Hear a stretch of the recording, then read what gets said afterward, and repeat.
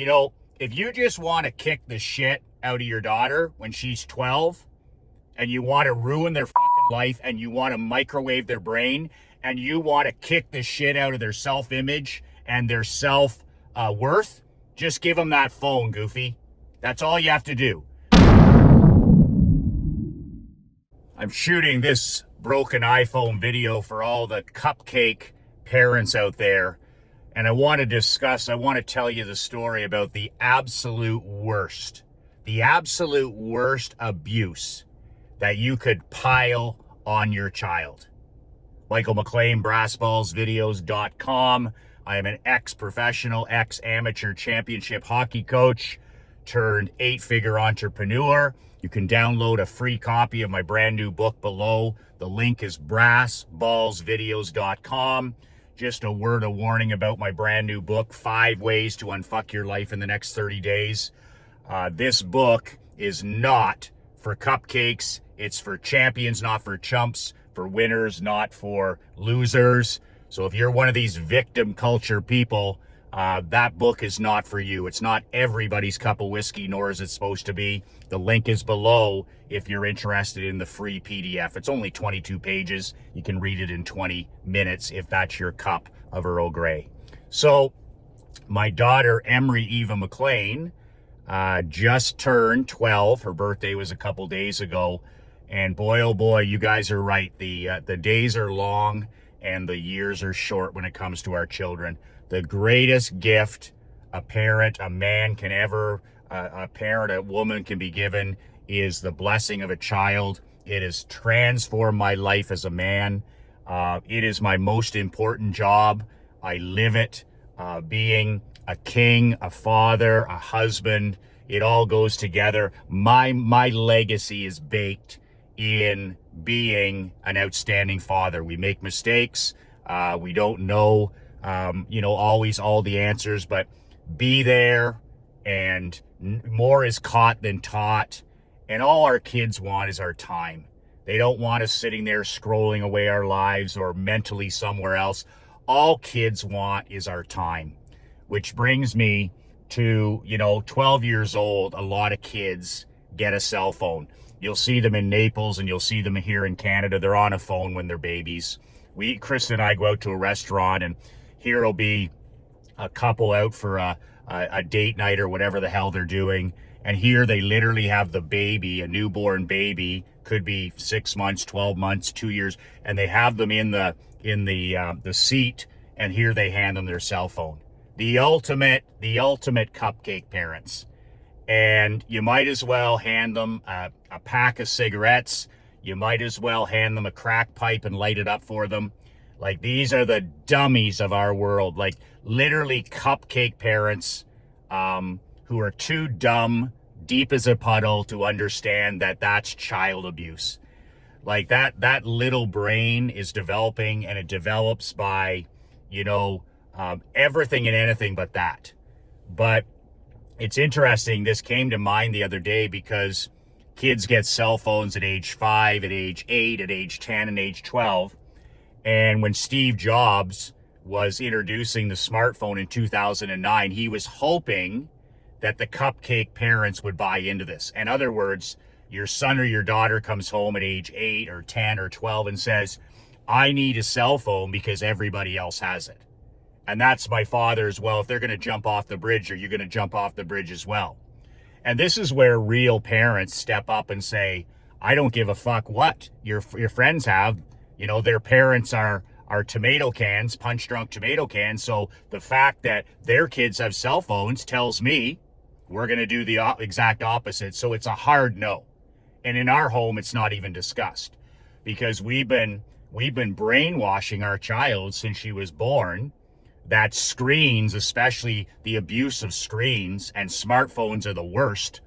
That's manufactured mental illness. So she doesn't come home and say, well, my friends have a phone, so I'm going to have one. It never even comes up.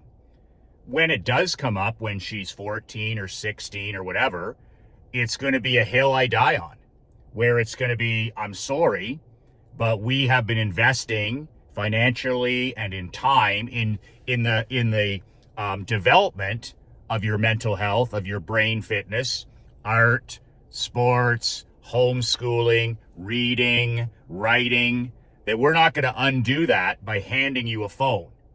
And then the cupcakes, the mush cookie parents, especially the neutered house cat dads who don't have any balls to stand up, they go for well, we're just going to give her a phone or give him a phone because they'll just use it for texting or they'll use it for calling.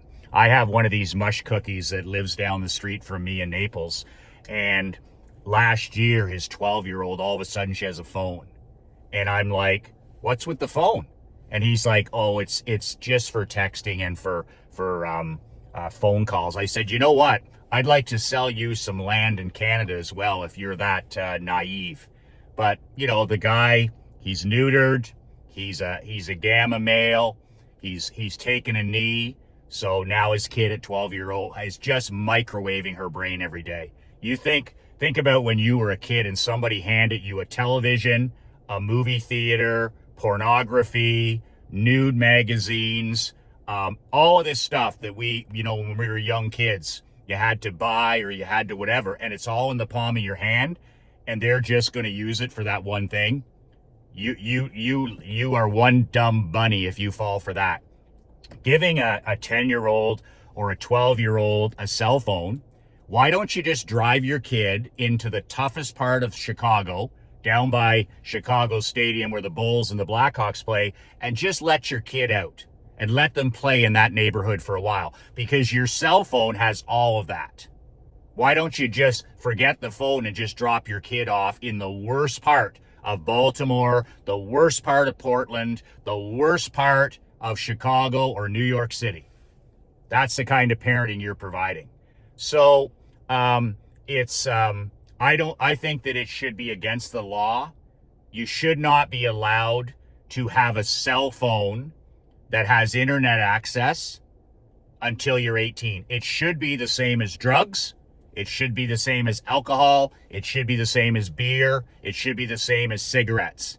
It's fucking worse than all that stuff, but it should be minimum 18 or 19. Now a phone, that's different. But a child should have no access, or a teenager should have no access to social media, and to have it in their hand. You know, if you just want to kick the shit out of your daughter when she's 12, and you want to ruin their fucking life, and you want to microwave their brain, and you want to kick the shit out of their self-image and their self-worth, just give them that phone, goofy. That's all you have to do. Because a 10-year-old, a 12-year-old, a 14-year-old, a 16-year-old, they go immediately onto social media all day, every day. When they're at school, when they're on it all the time. You handed them that crack pipe. It's your fault. You handed them the crack pipe. You buckled. And then all of a sudden, year after year, they just all day, every day compare themselves to other people. Just think about access to social media with the photos, with the clothes, with the sex. It's just nobody's good enough. So your child goes from being a child instantly to a manufactured mentally ill person. I'm not as pretty as I should be. I'm not as smart as I should be. Those people have more money. They're like everything. They have better boyfriends and I'm no good. And this is why we have an epidemic of manufactured mental illness.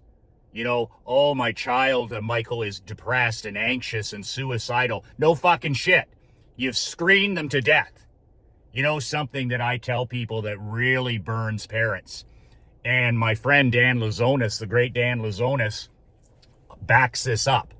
I have never once, in dealing with thousands of entrepreneurs, mums and dads, I've never once, in hundreds of cases, had a parent come to me, one of my clients, a mom or a dad, and say, my kid's suffering from depression, my kid's suffering from anxiety, my kid's suicidal. Not one single time have they not been screened to death.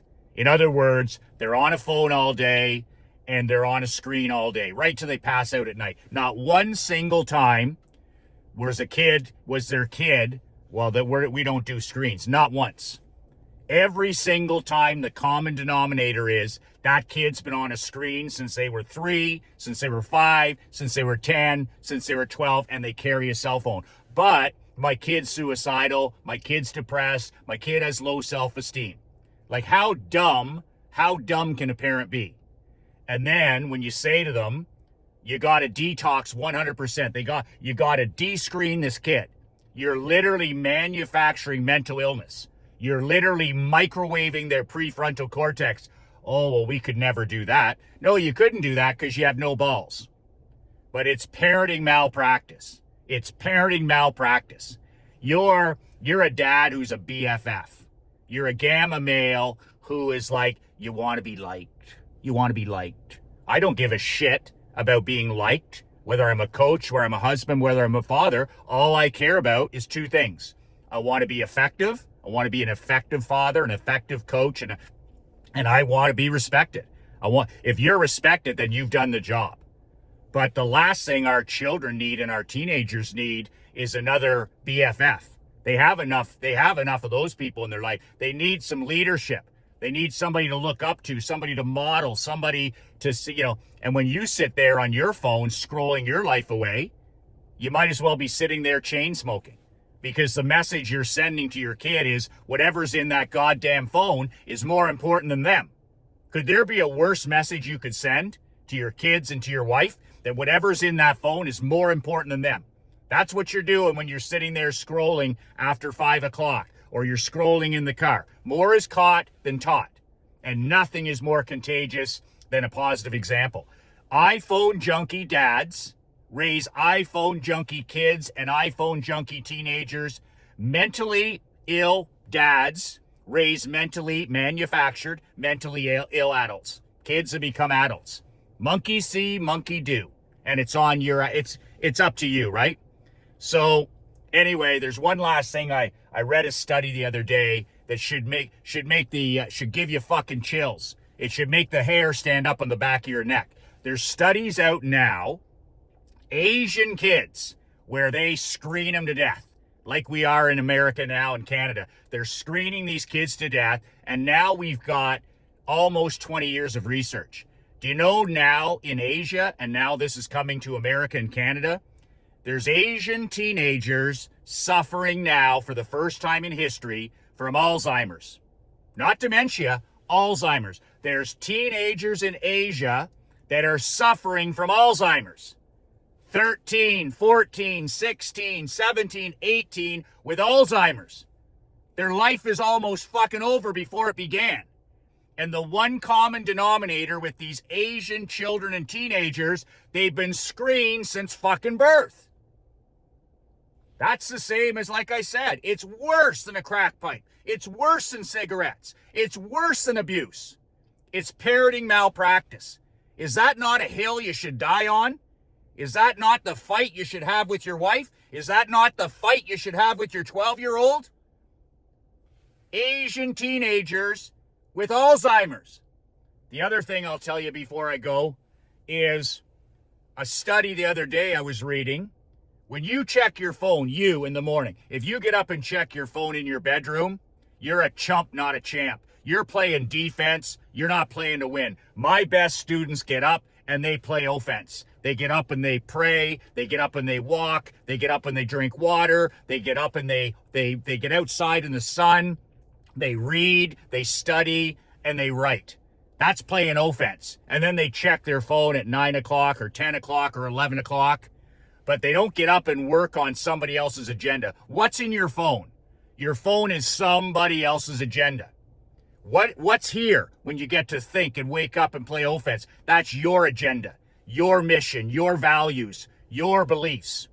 So when you get up and check your phone, you're playing defense and you lose control of your day in the first 10 minutes. But here's the thing. As soon as you check your phone, as soon as you're on a screen for more than 30 seconds, this is mind-numbing. 30 seconds. It takes you 3 to 4 hours. Imagine what it does to your kids and your teenagers and your grandkids. After you've been on that screen for 30 to 60 seconds, whether it's checking your text, your email, on the phone, it takes 3 to 4, are you with me here? 3 to 4 hours for your brain to recover to creativity high performance levels. In other words, as soon as you wake up from sleeping, 6, 7, 8 hours, you're at your best. Mentally, you're at your best. You can't be any better. I don't give a shit whether you're a morning person or not.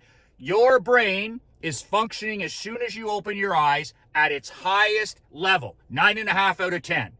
As if you get up and you walk and you pray and you drink water and you think and you write and you have no technology, your brain is operating at a high performance creativity. I call it magic time.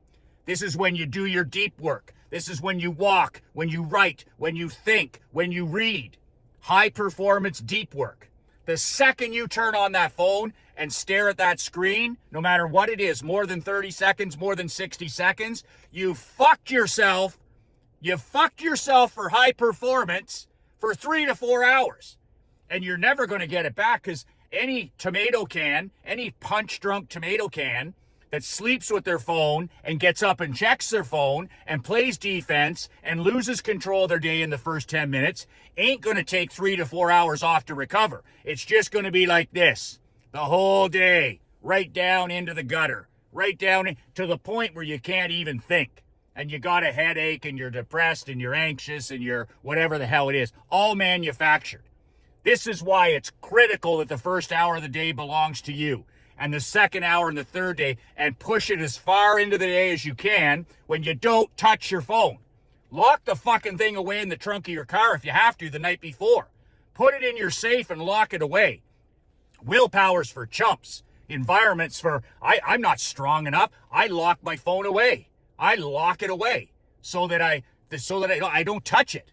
I'm not even going to play with that, because I need those first 3 hours of the day to do my deep work, and I need it to do my magic time thinking. And I'm not going to destroy my high performance gift that I'm given by my creator by looking at a screen first thing in the morning. It takes 3 to 4 hours to recover. It's just crazy what stats are showing. Alzheimer's in Asian teenagers, and now a sprinkling of them in American and Canadian teenagers.